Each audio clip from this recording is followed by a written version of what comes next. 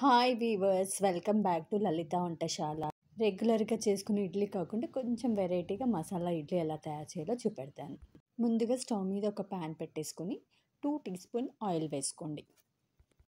ఈ మసాలా ఇడ్లీ చేయడానికి ఎక్కువ టైం పట్టదండి. ఇడ్లీ రెడీగా ఉంటే ఈజీగా చేసుకోవచ్చు.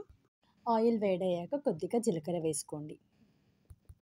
ఈ మసాలా ఇడ్లీని పొద్దున బ్రేక్ఫాస్ట్గానైనా సరే, లేకపోతే ఈవినింగ్ స్నాక్స్గా కానీ కూడా తినేయొచ్చండి. జీలకర్ర చిట్టపటలన్న తర్వాత సన్నగా తరిగిన పచ్చిమిర్చి, సన్నగా తరిగిన ఉల్లిపాయ ముక్కలు వేసుకోండి.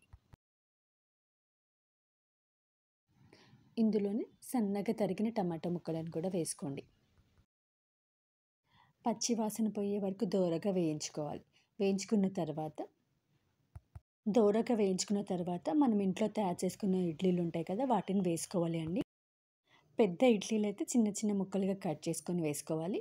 నేను ఇంట్లో బటన్ ఇడ్లీలు చేశానండి, చిన్న ఇడ్లీలు, వాటిని వేసుకుంటున్నాను. ఇప్పుడు ఇడ్లీలను వేసుకున్న తర్వాత కొద్దిగా కారము, కొద్దిగా ఉప్పు కూడా వేసుకోండి. అవసరం అనుకుంటే మీరు కొద్దిగా ధనియాల పొడి, జీలకర్ర పొడి, కొద్దిగా చాట్ మసాలా కూడా వేసుకోవచ్చు.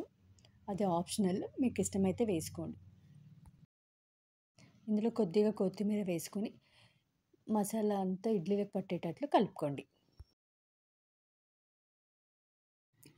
లో ఫ్లేమ్లో ఒక 5 మినిట్స్ కుక్ చేసుకోండి. ఈ మసాలా ఇడ్లీకి చట్నీ కానీ సాంబార్ కానీ ఏమీ అవసరం లేదండి, అలాగే తినేయొచ్చు, చాలా బాగుంటుంది.